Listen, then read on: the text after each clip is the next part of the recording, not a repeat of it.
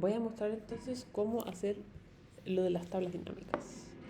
Para partir, ponemos aquí en insertar tabla dinámica y automáticamente Google Sheets va a identificar cuáles son las celdas donde están nuestros datos. Entonces ahí, si ven, de la A1 a la P67 identificó. Y eso está correcto. Entonces les vamos a poner que cree esto en una hoja nueva. Y aquí ya nos arrojó el esqueleto de nuestra tabla, donde se ve que ahí están las filas, las columnas y los valores. Acá entonces lo que tenemos que hacer es, para lo que queremos hacer, que es bastante simple, es simplemente saber por curso cuál es el promedio que tienen respecto de cada una de estas distintas preguntas que incluye el cuestionario. Y para hacer esto es tan simple como pasar a la parte de filas lo que yo quiero que quede en la columna, en las filas, es decir, primero y segundo, que son los cursos. Yo acá le podría cambiar el orden, podría distintas cosas. Y quiero que tenga un total. Y luego, yo, si quisiera saber el porcentaje de cuántos pusieron en muy en desacuerdo, de acuerdo, podría poner la pregunta acá y me diría cuántos pusieron en el 1, 2, en el 3, en el 4 y en el 5. Pero para hacerlo más sencillo, lo que vamos a hacer es no poner nada en la columna y poner enseguida a valores, porque quiero saber el valor de esto. Pero predeterminadamente me va a salir la suma. O sea, si alguien puso en esta pregunta contestó con un 5 o con un 4 o con un 1 y está sumando todos esos números. Pero eso no me dice nada, entonces lo que yo necesito es cambiar esto. Y para cambiar esto lo cambio acá en sumar por, no le digo eso, le digo que me muestre average, que es promedio. Y ahí ya me sale un número que, si sabemos que del 1 al 5 es la escala Likert de las posibles preguntas que podíamos hacernos. Acá le vamos a cambiar esto para poder mirar concretamente la pregunta. Y vamos a agrandarlo.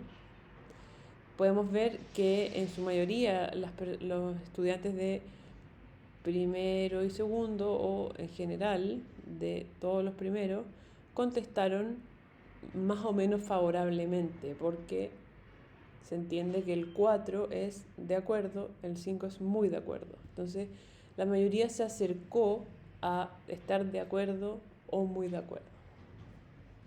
Y luego podemos ir armando enseguida una tabla grande con todos los distintos preguntas. Simplemente yo arrastro la siguiente pregunta debajo de lo que ya puse y ahí me queda. Me la va a tirar como suma, entonces yo tengo que asegurarme de cambiarla a promedio y ya puedo ver que aparece ahí. Vamos a ponerle este ajuste para poder mirar qué es lo que dice la pregunta, y ahí, como podemos ver, dice: mi vida no tiene un sentido claro. Y acá contestaron más bien en los valores que están en desacuerdo. Y eso en este caso es correcto, o sea, es como positivo en el sentido de que la mayoría de los estudiantes, especialmente en primero A, contestaron en desacuerdo, porque 1 es muy en desacuerdo y 2 es en desacuerdo y 3 es ni de acuerdo ni en desacuerdo. Entonces, como podemos ver, no están tan de acuerdo con que no tienen un sentido claro.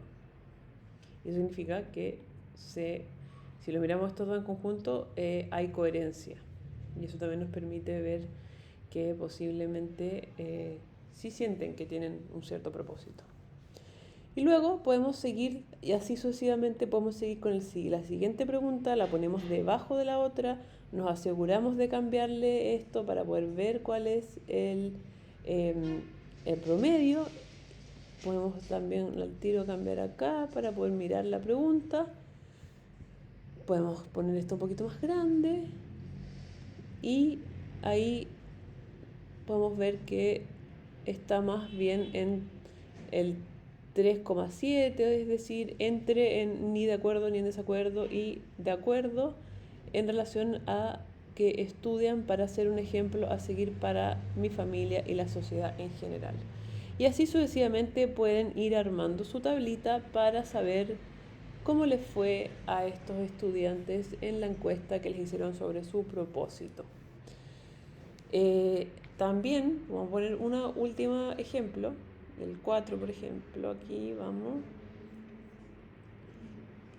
Vamos con el promedio, vamos a mirar aquí entonces cuál es la pregunta. Estudio porque quiero tener buenas notas y acá nuevamente nos encontramos con valores más bien cercanos a de acuerdo y muy de acuerdo.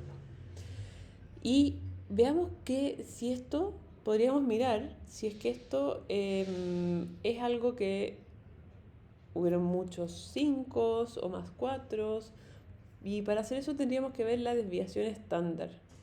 Ahí entonces podemos ver STDEV, que es desviación estándar. Podríamos mirar cuánto se mueve. Acá podemos ver entonces que en el caso del primero A hay una desviación menor que la del primero B, que quiere decir que la mayoría de las respuestas están entre el 4, porque cuando lo vimos antes en la del promedio era 4,1, entonces lo cambio a la desviación estándar solo para mirar.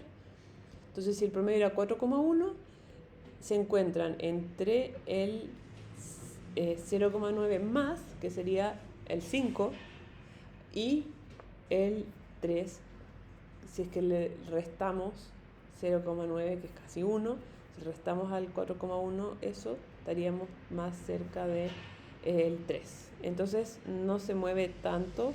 Y acá, si hay un 1,1, probablemente habrán algunas respuestas que están más cercanas al 2 quizá.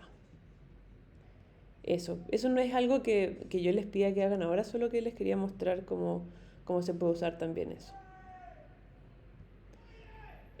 Entonces ahí ustedes asegúrense de armar completo esto con todas las preguntas y con todas las preguntas cerradas, y después miraremos cómo hacer el resto.